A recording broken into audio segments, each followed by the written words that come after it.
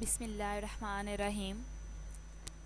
آج کی ویڈیو کا موضوع حضرت رابعہ بصری کی زندگی کے چند اہم واقعات ہیں۔ حضرت رابعہ بصریہ مخدومہ پردہ نشین، سختہ عشق و اشتیاق شیفتہ قرب و اختراق تھیں۔ آپ شب و روز عبادت میں رہتی تھیں۔ آپ کو حج کا شوق ہوا۔ ایک گدھا بہت لاغر ان کے پاس تھا۔ اس پر اسباب لاد کر چلیں، راہ میں گدھا مر گیا۔ دوسرے ہمراہیوں نے ان سے کہا، ہم آپ کا اسباب لے چلیں گے۔ آپ نے کہا، تم سب جاؤ، میں تم لوگوں کے بھروسے پر نہیں آئی ہوں۔ قافلہ چلا گیا، آپ تنہا رہ گئیں۔ آپ نے درگاہ الہی میں عرض کی کہ اے ساری کائنات کے بادشاہ عالم، کیا ایک غریب عورت کے ساتھ یہی معاملہ کیا جاتا ہے کہ تو نے پہلے مجھے اپنے گھر کی طرف بلایا، پھر راہ میں گدھے کو مار ڈالا اور تنہا بیاباں میں سراسیمہ کر دیا۔ آپ کی مناجات ختم نہ ہوئی تھیں کہ گدھا زندہ ہو گیا۔ آپ نے پھر اس پر اسباب لادا اور مکہ معظمہ کو چلیں۔ حضرت رابعہ بصری قریب مکہ معظمہ کے پہنچیں تو چند دن بیاباں میں قیام پذیر ہوئیں اور مناجات کی کہ میرا دل رنجیدہ ہے اور یہ خیال مجھے درپیش ہے کہ میں کہاں جاتی ہوں۔ میری بنیاد ایک مشت خاک ہے اور خانہ کعبہ پتھر کا بنا ہوا مستحکم مقام ہے۔ میری غرض ہے کہ تو نے ملجائے۔ ابھی اتنا ہی کہا کہ اللہ تعالیٰ نے خطاب فرمایا، اے رابعہ، کیا تو چاہتی ہے کہ تمام عالم طے و بالا ہو اور سب کا خون تیرے نامہ اعمال میں لکھا جائے؟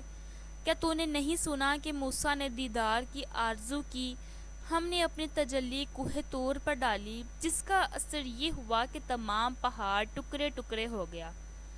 ایک بار آپ پہاڑ پر گئیں، تمام شکاری جانور آپ کے ارد گرد جمع ہو گئے، آپ کی طرف دیکھنے لگے۔ اتنے میں حضرت حسن بصری بھی وہاں پہنچے۔ سب جانور ان کو دیکھ کر بھاگ گئے۔ حضرت حسن بصری نے آپ سے دریافت کیا کہ جانور مجھے دیکھ کر کیوں بھاگ گئے اور تمہارے پاس کیوں کھڑے رہے؟ آپ نے پوچھا، کیا تم نے آج کیا کھایا ہے؟ کہا، میں نے گوشت روٹی کھائی ہے۔ آپ نے کہا کہ جب تم نے ان کے بھائیوں کا گوشت کھایا ہے تو وہ تم سے کیوں نہ بھاگے؟ آپ سے حضرت حسن بصری نے پوچھا کہ تم نے یہ مرتبہ کیوں کر پایا؟ آپ نے فرمایا، میں نے کل موجودات کو اللہ کی یاد میں گم کر دیا۔ حضرت حسن بصری نے پوچھا، تم نے اللہ کو کیوں کر جانا؟ آپ نے فرمایا کہ میں نے بے چوچرا اللہ کو پہچانا۔ ایک بار لوگوں نے آپ سے پوچھا، آپ کہاں سے آئی ہیں اور کہاں جائیں گی؟ تو آپ نے جواب دیا، اس جہاں سے آئی ہوں اور اسی جہاں میں جاؤں گی۔ لوگوں نے پوچھا کہ آپ اس جہان میں کیا کرتی ہیں؟ فرمایا، افسوس۔ لوگوں نے سبب پوچھا۔ جواب دیا، اس لیے افسوس کرتی ہوں کہ مجھے رزق اس جہان سے ملتا ہے اور میں کام اس جہان کے کرتی ہوں۔ لوگوں نے آپ سے محبت کی کیفیت دریافت کی۔ آپ نے فرمایا، محبت ازل سے آئی اور ابد سے ہو کر گزری۔ محبت نے تمام عالم میں کسی اور کو ایسا نہ پایا کہ اس کا ایک گھونٹ پیتا۔ آخرکار محبت واصل و الہی ہے اور وہاں سے ارشاد ہوا، اللہ ان کو دوست رکھتا ہے اور وہ اللہ کو دوست رکھتے ہیں۔ لوگوں نے آپ سے پوچھا کہ آپ جس اللہ کی عبادت کرتی ہیں اس کو دیکھتی بھی ہیں یا نہیں؟ آپ نے فرمایا، اگر میں اس کو نہ دیکھتی تو اس کی پرستش کیوں کرتی؟ آپ ہمیشہ رویا کرتی تھیں۔ لوگوں نے رونے کا سبب دریافت کیا۔ آپ نے فرمایا کہ میں اس کی جدائی سے ڈرتی ہوں، اس لیے کہ اس کی کھوگر ہوں۔ ایسا نہ ہو کہ موت کے وقت ندا آئے تو ہمارے درگاہ کے لائق نہیں۔ لوگوں نے پوچھا کہ جب گناہ گار توبہ کرتا ہے تو اس کی توبہ قبول ہوتی ہے یا نہیں؟ آپ نے فرمایا کہ جب تک اللہ توبہ کرنے کی توفیق نہیں دیتا تو کوئی گناہ گار توبہ نہیں کر سکتا، اور جب اللہ نے توبہ کرنے کی توفیق دی تو توبہ بھی قبول کرتا ہے۔ پھر فرمایا، عزا سے اللہ کی راہ نہیں ملتی جب تک انسان کا دل بیدار نہ ہو، اور جب دل بیدار ہو گیا تو دوستی عزا کی ضرورت باقی نہیں رہتی۔ یعنی بیدار دل وہ ہے جو حق میں گم ہو جائے اور مدد عزا کی اس کو ضرورت نہ ہو، اور یہی درجہ فنانی اللہ کا ہے۔ اے مخاطب خواجہ محمد اسلام، عرض گزار ہے کہ دل کو بیدار کرنے کے لیے اللہ کا ذکر اتنی کثرت سے کر کہ اللہ تیرے سامنے آ جائے۔ بس یہی وہ مقام ہے کہ قیامت کے روز اللہ کا ذکر کرنے والے ہنستے ہوئے جنت میں جائیں گے۔ اللہ پاک ہر مسلمان کو ہر وقت اپنا ذکر کرنے کی توفیق عطا فرمائے۔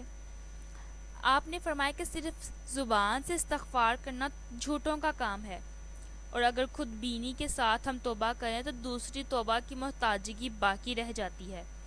اور فرمایا کہ ثمرہ معرفت اللہ کی طرف متوجہ ہونا ہے، اور فرمایا کہ پہچان عارف کی یہ ہے کہ اللہ سے پاک صاف دل طلب کرے۔ جب اللہ اس کو دل دے تو اسے فوراً اللہ کے سپرد کر دے تاکہ اس کے قبضے میں حفاظت سے رہے اور اس کے پردے میں تمام لوگوں سے پوشیدہ رہے۔ حضرت صالح عامری رضی اللہ تعالیٰ عنہ اکثر فرمایا کرتے تھے کہ جو کوئی کسی کے دروازے کو کھٹکھٹاتا ہے کبھی نہ کبھی دروازہ اس پر کشادہ ہو ہی جاتا ہے۔ ایک بار حضرت رابعہ بصری بھی وہاں موجود تھیں، یہ سن کر فرمانے لگیں کہ یہ کب تک کہو گے کہ کھلے گا؟ پہلے یہ بتاؤ کہ بند کب ہے جو آئندہ کھلے گا؟ یہ سن کر حضرت صالحہ نے آپ کی دانائی کی تعریف کی اور اپنی نادانی پر افسوس کیا۔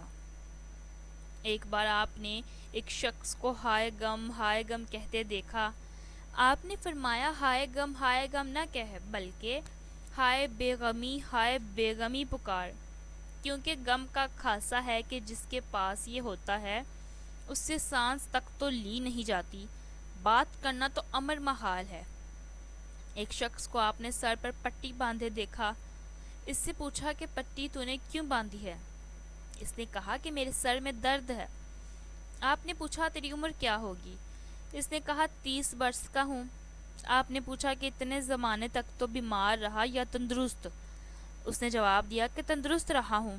اس پر آپ نے فرمایا افسوس ہے 30 برس تک تو تندرست رہا اور اس کے شکریہ میں کبھی تو نے پٹی نہ باندھی، اور ایک دن بیماری میں شکایت کی پٹی باندھنے ہوئے ہے۔ آپ گوشہ نشین تھی، بہار کی فصل تھی۔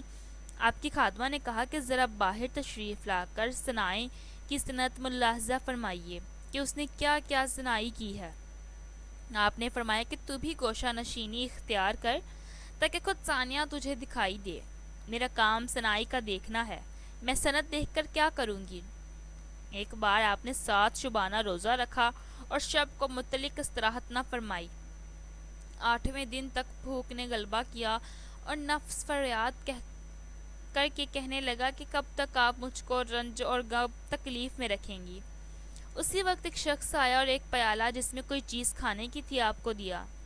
آپ نے لے کر رکھ لیا اور چراغ جلانے کو اٹھی۔ اتنے میں بلی آئی اور اس نے پیالے کو الٹ دیا۔ آپ نے خیال کیا کہ پانی سے روزہ کھول لوں گی۔ آپ بخورے میں پانی بھر کر لائیں تو چراغ گل ہو گیا۔ آپ نے پانی پینے کا ارادہ کیا، اب کھورا ہاتھ سے گر کر ٹوٹ گیا۔ آپ نے ایک کہا بھر کر درگاہ رب العزت میں کہا کہ یا اللہ، یہ کیا ماجرا ہے جو تم میرے ساتھ کرتا ہے؟ غیبی آواز سنائی دی کہ اے رابعہ، اگر تم دنیا کی نعمت کی طالب ہو ہم دینے کو موجود ہیں، لیکن اپنا غم تمہارے دل سے نکال دیں گے، اس لیے کہ ہمارا غم اور نعمت دنیا دونوں کا گزر ایک دل میں محال ہے۔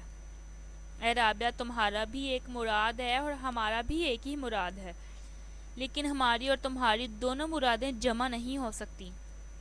یہ ندا سن کر آپ نے اپنے دل کو دنیا سے جدا کیا اور امید کو کوتاہ کیا، اس طرح جیسے کوئی مرنے والا نزا کے وقت امید کو ترک کرتا ہے اور دل کو دنیا کی باتوں سے الگ کرتا ہے، اور اس قدر دنیا سے الگ ہو گئی کہ ہر صبح کو دعا فرماتی کہ اے اللہ، تو مجھے اپنی طرف مشغول کر لے تاکہ اہل دنیا مجھے اور کسی کام میں مشغول نہ کر سکیں۔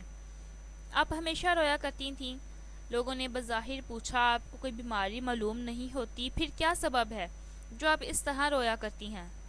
آپ نے فرمایا تم لوگوں کو معلوم نہیں، میرے سینے کے اندر ایسی بیماری ہے جس کا علاج کوئی طبیب نہیں کر سکتا، اور اس مرض کی دوا وصال الہی ہے۔ اسی وجہ سے میں روتی ہوں اور اپنی صورت درد مندوں کی مثل بنائے رکھتی ہوں، شاید قیامت میں اسی ذریعے سے میری آرزو پوری ہو جائے۔ چند بزرگ آپ کے پاس آئے، آپ نے ان سے کہا کہ تم لوگ بیان کرو کہ اللہ کی پرستش کیوں کرتے ہو؟ ایک نے کہا ہم دوزخ کے طبقوں سے ڈرتے ہیں، اسی پر سے قیامت میں گزرنا ہوگا، اس کے خوف کی وجہ سے ہم اللہ کی پرستش کرتے ہیں تاکہ دوزخ سے محفوظ رہیں۔ دوسرے نے کہا ہم وحشت کی آرزو کی وجہ سے اللہ کی پرستش کرتے ہیں۔ آپ نے فرمایا کہ وہ بندہ برا ہے جو اللہ کی پرستش خوف دوزخ یا امید جنت کی وجہ سے کرے۔ ان بزرگوں نے کہا کہ آپ کو اللہ سے امید یا خوف نہیں ہے؟ آپ نے فرمایا کہ اللہ کی عبادت فرض عین ہے۔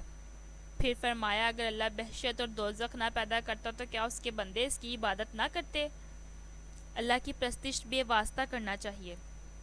لوگوں نے آپ کی آزمائش کی غرض سے کہا کہ اللہ نے فضائل مردوں کو بہت دیے ہیں اور مردوں میں انبیاء بھی بہت ہوئے، کبھی کسی عورت کو مرتبہ نبوت سے نہیں ملا۔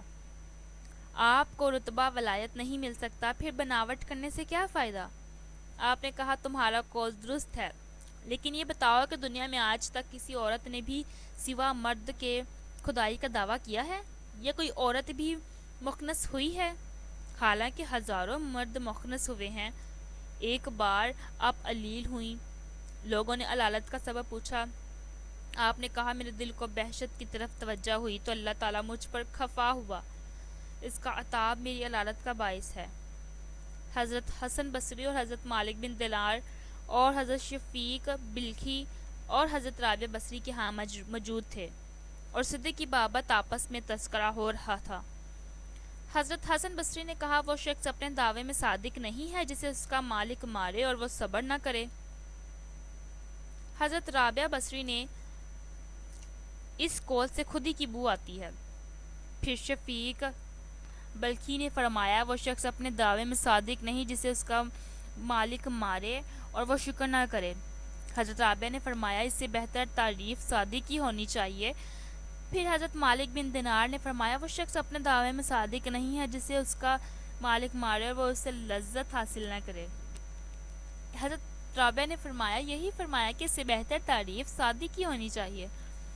ان تینوں بزرگوں نے کہا کہ ہم لوگ اپنے اپنے نزدیک تعریف کر چکے، اب آپ بھی کچھ فرمائیں۔ حضرت رابعہ بصری نے فرمایا وہ شخص اپنے دعوے میں صادق نہیں جس کو اپنے مولا کا دیدار حاصل ہو اور وہ اپنے زخم کی تکلیف کو بھول نہ جائے۔ خواجہ محمد اسلام عرض گزار ہے کہ کوئی شخص مشاہدہ الہی میں اپنے زخم کی تکلیف کو بھول جائے تو ہرگز تعجب کی بات نہیں ہے کہ اس لیے کہ مصر کی عورتوں نے جمال حضرت یوسف کو دیکھ کر اپنی انگلیاں کاٹ ڈالی تھیں اور ان کو اس کی تکلیف ذرا بھی معلوم نہ ہوئی۔ شیوخ بصرہ میں سے ایک بزرگ حضرت رابعہ کے پاس تشریف لائے اور بیٹھ کر مذمت دنیا کی کرنے لگے۔ حضرت رابعہ نے کہا معلوم ہوا کہ تمہیں دنیا سے بہت محبت ہے، کیونکہ اگر تمہیں دنیا کی محبت نہ ہوتی تو ہرگز اس کا ذکر نہ کرتے۔ قاعدہ ہے کہ جو شخص جس چیز کو دوست رکھتا ہے اسی کا ذکر کیا کرتا ہے۔ آپ شام سے عبادت الہی کو کھڑی ہوتی اور صبح کر دیتی تھیں۔ فرمایا ہم اللہ کا شکر کس طرح ادا کریں کہ اس نے ہمیں عبادت کرنے کی توفیق دی۔ پھر فرمایا میں اس کے شکر میں کل روزہ رکھوں گی۔ آپ مناجات میں کہتی تھی کہ اگر قیامت کے دن مجھے دوزخ میں بھیجے گا تو میں تیرا ایسا بھید ظاہر کر دوں گی جس کی وجہ سے دوزخ مجھ سے 1000 برس کی راہ پر بھاگ جائے گے، اور فرماتی تو نے مجھے دنیا میں جو حصہ میرے لیے مقرر کیا ہے اپنے دشمنوں کو دے دے، اور جو حصہ عقبہ میں میرے لیے رکھا ہے وہ اپنے دوستوں میں بانٹ دے، کیونکہ میرے لیے تو ہی کافی ہے۔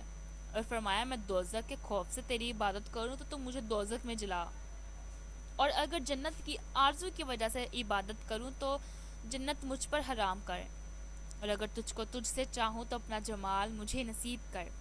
اور فرمایا اللہ اگر مجھے دوزخ میں بھیجے گا میں فریاد کروں گی کہ میں نے تجھے دوست رکھا، دوست کے ساتھ یہ معاملہ نہیں کرتے۔ غیب سے آواز آئی اے رابعہ تو ہم سے بدگمان نہ ہو، ہم تجھے اپنے دوستوں کے قریب میں جگہ دیں گے تاکہ تو ہم سے بات کر سکے۔ اور فرمایا اللہ میرا کام اور میری آرزو دنیا میں تیری یاد ہے، آخرت میں تیرا دیدار آگے تو مالک جو چاہے کر۔ ایک شب کو عبادت کرتے وقت آپ نے فرمایا اے اللہ یا میرے دل کو حاضر کر یا میری بے دلی کی عبادت کو قبول کر لے۔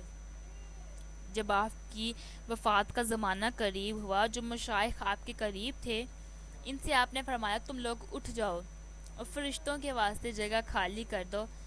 سب باہر چلے آئے اور دروازہ بند کر دیا۔ ایک آواز سب لوگوں نے سنی، وہ آواز یہ تھی، اے نفس مطمئنہ، اپنے پروردگار کی طرف رجوع کر۔ اس کے بعد دیر تک کوئی آواز نہ آئی۔ لوگ اندر گئے، دیکھا کہ آپ کا وصال حق ہو چکا ہے۔ آپ نے اس دنیائے بے بقا سے کوچ فرمایا۔ کسی نے آپ کو خواب میں دیکھا، پوچھا منکر نکیر سے کیا معاملہ ہوا؟ آپ نے جواب دیا، جب منکرین آئے اور مجھ سے انہوں نے پوچھا تیرا رب کون ہے، میں نے کہا کہ پلٹ جاؤ اور اللہ سے کہو جب تو نے ایک خاتون عورت کو باوجود اس کے کہ تجھے تمام مخلوق کا خیال تھا کبھی فراموش نہ کیا، پھر وہ کیوں کر تجھے بھول جاتی، حالانکہ دنیا میں بھی اسے تیرے سوا کسی سے علاقہ نہ تھا، تو کیوں فرشتوں کے ذریعے سے سوال کرتا ہے؟ اللہ رب العزت کی رحمتیں ہوں آپ پر، ستاروں کی تعداد کے بقدر، ریت کے ذروں کے برابر، پانی کے قطروں کے برابر، درختوں کے پتوں کے برابر، اور ان بہنوں پر جو آپ کی راہ اختیار کریں، اور سلام ہو آپ پر مسلمان بہنوں اور بھائیوں کی طرف سے، قیامت تک آنے والوں کی طرف سے۔ بے شک اللہ کے عشق کی شان ہی نرالی ہے۔ زہ نصیب کے جس سے یہ اللہ کا حقیقی عشق نصیب ہو جائے، یقیناً وہ دنیا میں ہی جنت کا سکون حاصل کر لیتا ہے۔ حضرت رابعہ بصریہ کی زندگی آج کی ہماری خواتین کے لیے مشعل راہ ہے۔ دعا ہے کہ اللہ تعالی ہم سب کو اس واقعہ سے سبق حاصل کر کے اللہ سے محبت کرنے کی توفیق عطا فرمائے، آمین یا رب العالمین۔ اس ویڈیو کو زیادہ سے زیادہ دوستوں کے ساتھ شیئر کریں، اور آج کی ویڈیو آپ کو کیسی لگی کمنٹ کر کے لازمی بتائیں، اور مزید ایسی ویڈیوز کو سننے کے لیے چینل کو سبسکرائب کر دیں۔